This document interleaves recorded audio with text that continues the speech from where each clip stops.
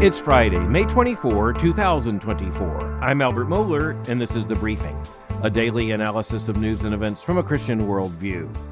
Well, sometimes you see something happen in the media, and you all of a sudden think, this needs to be considered. It's something that just comes by as a headline, and then you reflect upon the fact, no, there's more to it here than just a headline. I want to make reference to an article that recently appeared at the site of Business Insider. And it's one of those things that caught my attention because the headline came to mind, and I just thought, maybe we better go there. Here's the headline. I'm 72 and don't have any biological kids. I don't regret it. End quote. Well, all right, let's look at this a little bit further. Louisa Rogers has written the piece. She tells us, quote, back in 1978, when my husband and I got married, he was 36, I was 27. At the time, she writes, I thought I might want to have kids, and Barry thought he probably didn't.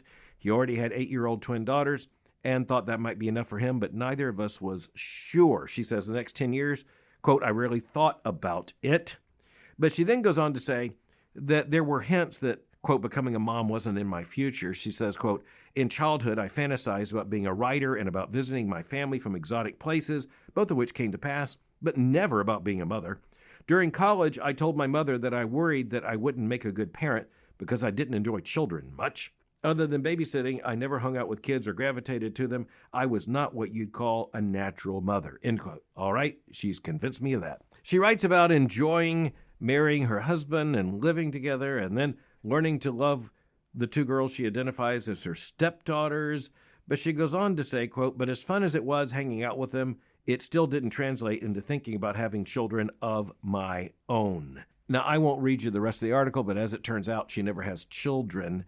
And yet she concludes the article with this, quote, occasionally I'm asked if I worry about growing old without adult children to look after me. I don't. Since Barry is 9 years older, I'll probably outlive him. Rather than moving near where our daughters live, I'll probably live my final years in Mexico, where Barry and I own a home. Since I have many peers who, like me, don't have biological children, I don't feel alone. However old I am, I'm sure I'll enjoy walking, writing, painting, and hanging out with people of all ages, just as I do now. Now, I guess my first response to that is just honestly, well, good luck with that. Because moving to Mexico, living with other people who are also aged and with children and grandchildren just out of the picture, then number one, what are you really living for? And by the way, most people will not, until the very last day of their lives, enjoy walking, writing, painting, and hanging out with people of all ages. But the point here is that we are looking at a fall off in the birth rate, and we now know that even as it has reached a crisis point at the present, it's been a change in lifestyle liberalism going all the way back to the early 1970s. It's just now arriving with full force. And by the way, you can do the math. The decisions made about how many 20-year-olds there are right now were made something like 20 or 21 years ago. Similarly, you can do the math. A society that is in big demographic trouble, as ours is, not the worst in the world, but we're in big trouble. You can't produce 18 to 20-year-olds, not unless you've got like 19 or 21 years to play with. We don't have that kind of time. But the bigger issue here is just looking at the moral issues that are at stake here. It's just important for us to recognize that in creation order, God not only created human beings as the only creatures made in his image, he made us male and female, and the first thing he said is be fruitful and multiply and fill the earth. Now, that does not mean, and the New Testament makes this clear, that every single adult believer is called to be a parent. But that also means that not every human believer is called to be a husband or a wife. Indeed, Paul speaks about the gift of celibacy and the deployment of persons who've been given that gift for missions and particular ministry. But it's also clear in the New Testament, as much as in the Old, that the expectation is that creation order will be replicated in the church. And you're going to have young people marry, young men and young women marry, and they're going to create households, and they're going to start families. And where you find a healthy church with a healthy theology, you find a healthy nursery. But you look at an article like this, and I guess there are a couple of things that come to mind from a Christian worldview. And then there's something that kind of sneaks up on you at the end. So let's just talk about what comes to us just at first face, just when we first see an article like this. What's coming at us? Well, number one, this woman is 72 years old. She says that she doesn't have any biological kids and, quote, I don't regret it. Well, using the word regret brings up the moral issue almost immediately. And so, you look at this and you recognize, well, you may say you don't have any regret, but you can't extend your logic to the rest of humanity without abject disaster. Even someone trying to create a secular ethic, such as the philosopher Immanuel Kant, came up with the idea of the categorical imperative, which means it can't be right if you universalize it, and it leads to human disaster. So it can't be right to say that not having children is morally superior to having children, because if everyone followed that moral teaching, the human race would absolutely come to an end. Now, we do know that there are ecological extremists who actually have taken on an antinatalist perspective, saying that human beings should not reproduce and that human species should come to an end. But let's just say if there's anything that's antithetical to Scripture, it certainly is that. The second thing I thought of when I looked at this article is, well, how liberal middle class is this? You have someone writing as an American who grew up at the very height of America's economic power. You have someone here who's probably, without question, a baby boomer at age 72, and reflecting all of the lifestyle liberalism of the baby boomers. It's like, this is my lifestyle choice, and I don't regret it. I'm going to suggest that the most morally important category here is not whether she regrets it or not. It's whether what she did is right or wrong, judged biblically. But before I leave this, I want to raise one last issue, and this is the point that kind of snuck up on me as I was thinking about this article. Because at face value, you have someone writing an article with the headline, "I'm 72 and don't have any biological kids. I don't regret it." Well, at least at first glance, you say, I'm going to take that at face value. But then you need to pause a moment and ask the question, why in the world would you write this article? Why would you write the article, "I'm 72 and don't have any biological kids. I don't regret it"? And so at one level, I'm not saying she's dishonest. I'm just saying, I have to wonder if she really means it, if she's really being honest when she says she doesn't regret it. Because this raises the whole question of why she wrote the article in the first place. If this is the new normal, and this is just a valid lifestyle choice, then why would you need to write the article at all? Now, I'm not trying just to point to this woman and ask whether when she says she doesn't regret it, she means it. I think this is just a good moral reminder to all of us that we better be careful in saying, I did this or I didn't do that and I regret it. If you're speaking about it in certain terms, you have to wonder why you're saying it and if you mean it. And I'll just end on this point with this consideration. If you live in obedience to God's command, and if you live in faithfulness to the order of creation, I will tell you this, about those things on the day of judgment, you will have no regrets. Okay, now we're going to turn to questions, and as always, I'm just amazed by the questions that come. And I want to start with a question sent in by a listener, a man in New York, and he says this, and I think it's very interesting. He says, I am likely one of your few atheist listeners, and he says he listens every morning to the briefing, and so thank you for listening. I really appreciate that. And I appreciate the fact you reached out to me, and that gives us the opportunity for at least something like a conversation here. You sent me the email. I deeply appreciate it. You forwarded me an article, and you're responding to a statement in which I said atheists can't answer the question of why humans are special. And, you sent me an argument in which at least there is some argument coming from the atheist side that human beings are special. So let me be really clear, and I always appreciate an opportunity for clarity. So I want to thank this atheist listener for writing in and giving me the opportunity to maybe achieve a little greater clarity on this issue. If you do not begin with the Christian perspective of human beings being created by the omnipotent divine creator and made in his image, and thus set apart from creation in terms of both status and in function, then you have to look for human dignity and what would set human beings apart from other creatures somewhere else, obviously, than in the image of God. And so there have been attempts made to make that argument. They basically come down to two forms. One is structural and the other is functionalist. And so I really appreciate questions. It's a good opportunity to say, the structuralist does tell us something, that in the structure of human consciousness, there is something very different than what you find with other creatures. Now, the problem is that other creatures tend increasingly to show up, the longer we get to know them and the more study we make of them, to show up with something like at least some of the same structures. So even as you're thinking about the ability to communicate, NASA Public Radio, just in the course of the last several days made the argument that researchers have been able to document audible communication, some form of language between elephants. The report went on to say, even at one point, this is how elephants evidently say hello.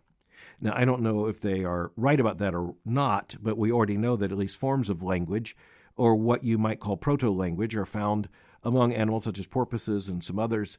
And again, I'm not arguing that's the same as what we find among human beings. Indeed, I will emphatically say the opposite. But if you do take a structuralist kind of perspective, then the point is that you're going to find at least something like some of those structures, or something that is only qualitatively different and quantitatively different than those structures.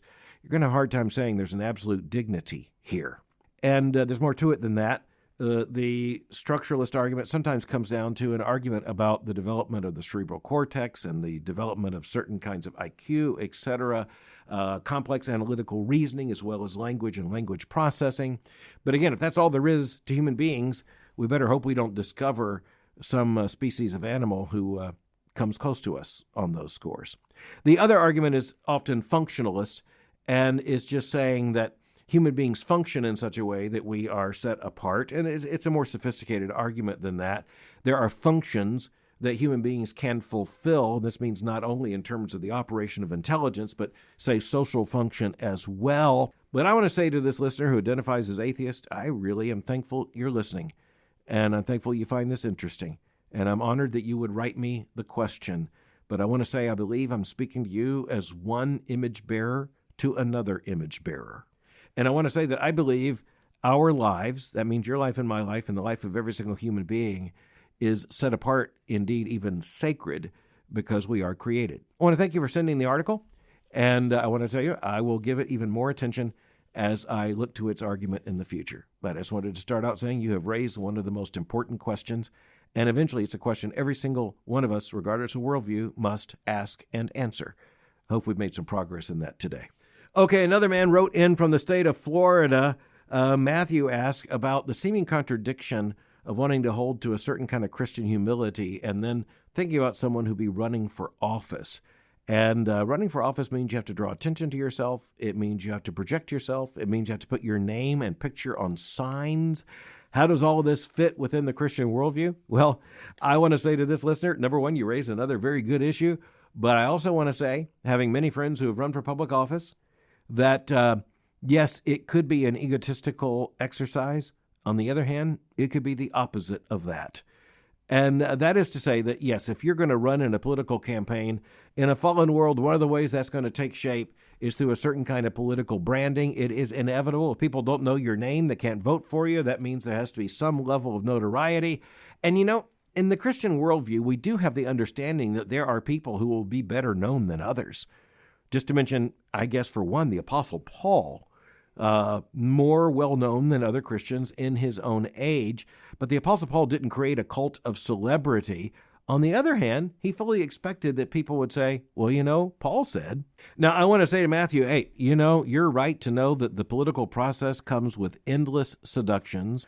So does banking. In other words, there isn't any arena of human life that's free from those issues, but I also want to admit politics does tend to concentrate them. You're absolutely right about that, and that's why I would hope that any Christian who's considering running for office would do so while surrounded by other Christians, particularly in a local church where there's true accountability, and quite frankly, where they know you so well, you couldn't possibly get by with presenting yourself falsely. All right, next question from another man. This man is 22 years old in Green Bay, Wisconsin.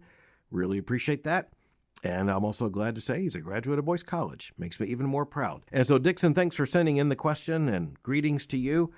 And Dixon's asking about a career in politics, and he asked, quote, what are the 3 points you would give to a believer getting into conservative politics? How can someone in my position have the utmost impact for the kingdom of God?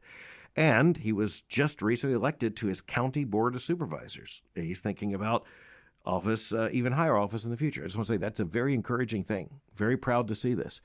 And I was going to say the first thing that I believe we should say is that the biblical worldview dignifies the political process. The biblical worldview dignifies government. as a proper authority actually instituted by God. And thus it is an honorable thing to be involved in politics and in government. The second thing I want to say is that in a fallen world, it is also corrupted by sin, just as every other arena of human endeavor. That doesn't mean we pull back from it any more than we pull back from economic activity, we pull back from schools, we pull back from the community. No, it does mean, however, that we fully expect to find everything a matter of temptation and some vestige and testimony to corruption as well. And thus we need to surround ourselves. Thirdly, I'll go back to what I said to the listener before.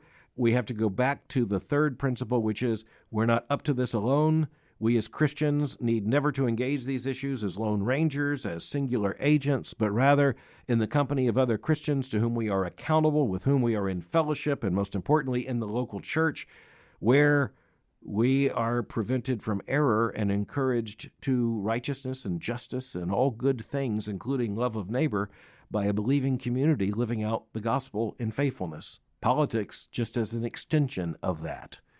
You know, one last thing I will say, Dixon, is that the Christian worldview also warns us against any hubris and understanding that ultimate problems will be solved by penultimate government. At the same time, the Creator has also made clear that government is given to us for a good purpose and it has its own dignity. We need to lean into that dignity as much as we can.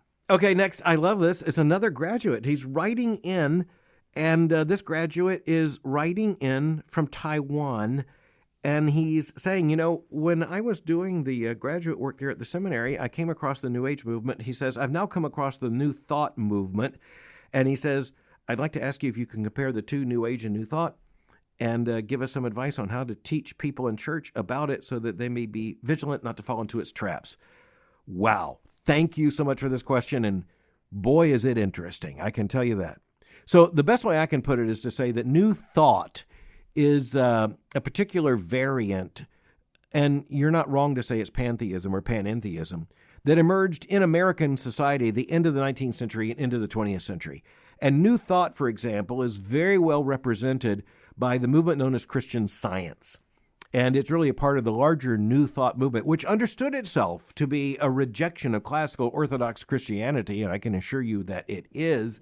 And so you had various New Thought movements. You had all kinds of groups. The Unity School of Christianity was another one, as it called itself.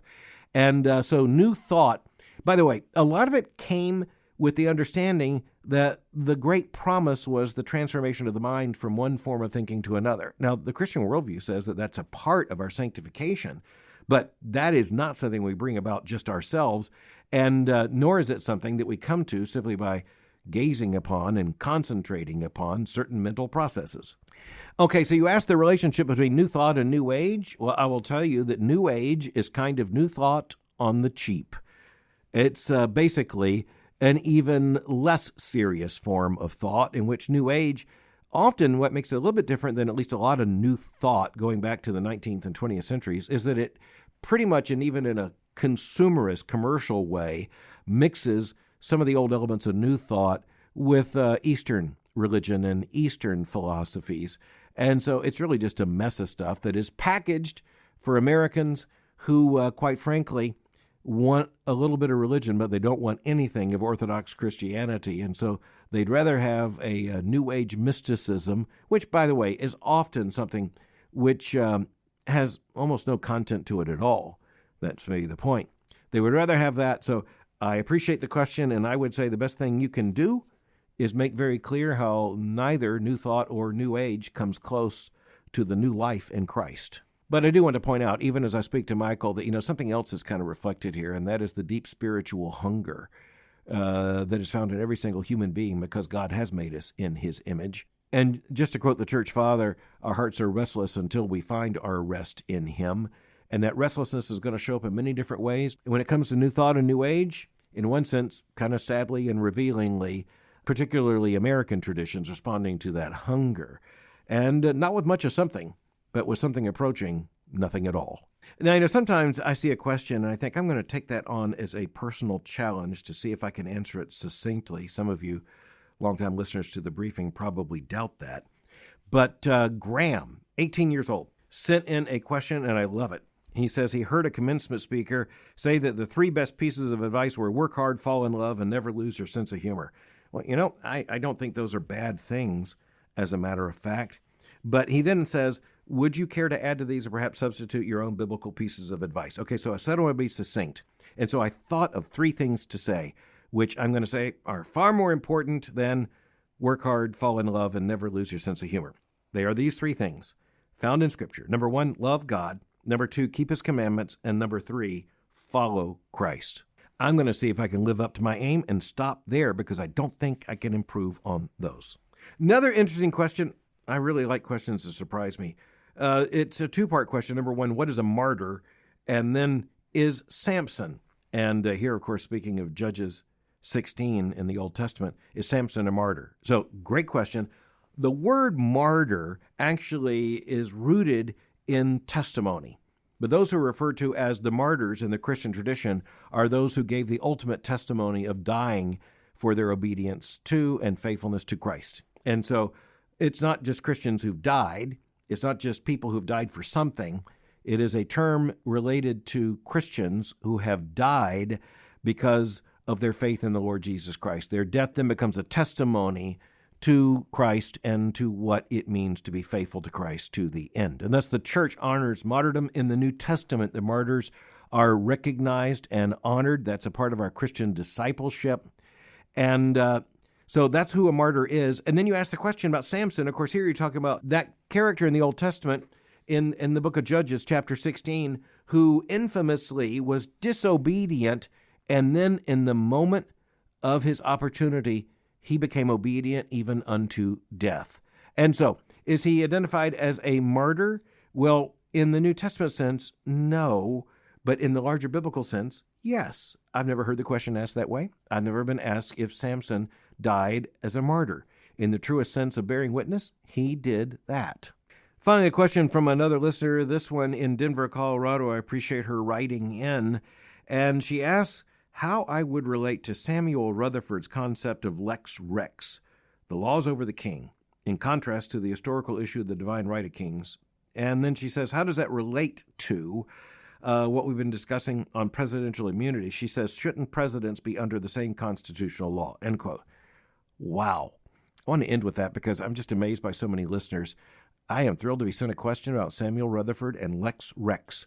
That's one of the important legal texts in the Western legal tradition, particularly in the English-speaking legal tradition, and it comes deeply from Reformed theology and makes a profound statement about the fact that the law is above the king, not the king above the law. That's absolutely crucial, by the way, to our constitutional order. You then say, well, I think it's fair to say you're asking how can you hold to Samuel Rutherford's conception there about the law being over the king rather than the king over the law. And by the way, he grounds that in theology, not in political science.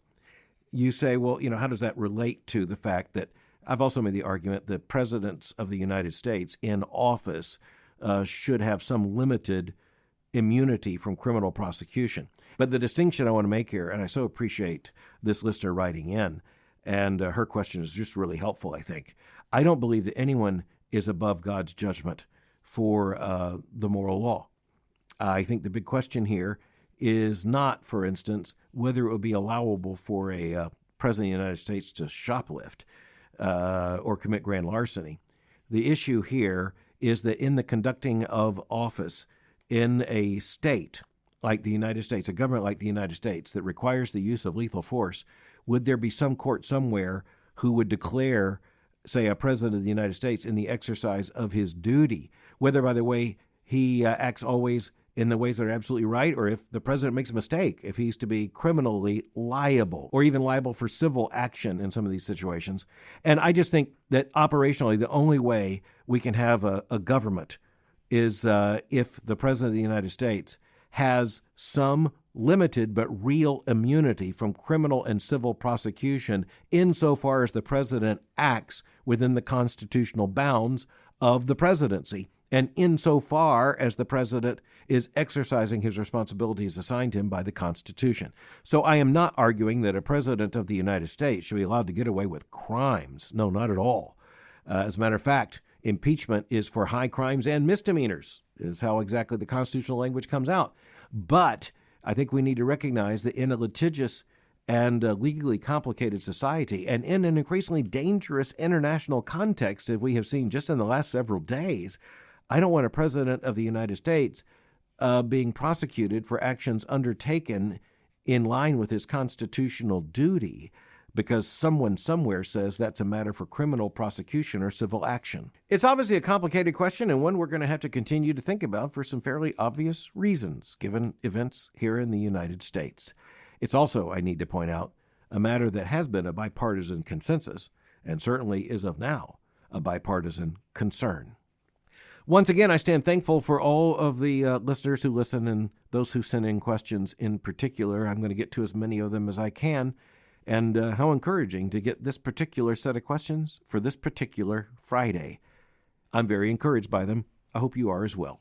Thanks for listening to The Briefing. For more information, go to my website at albertmohler.com. You can follow me at Twitter or on X by going to twitter.com/Albert Mohler. For information on the Southern Baptist Theological Seminary, go to sbts.edu. For information on Boyce College, just go to boycecollege.com. Monday is Memorial Day in the United States. I hope you and your family have a wonderful day of observance and thankfulness. I'll meet you again on Tuesday for The Briefing.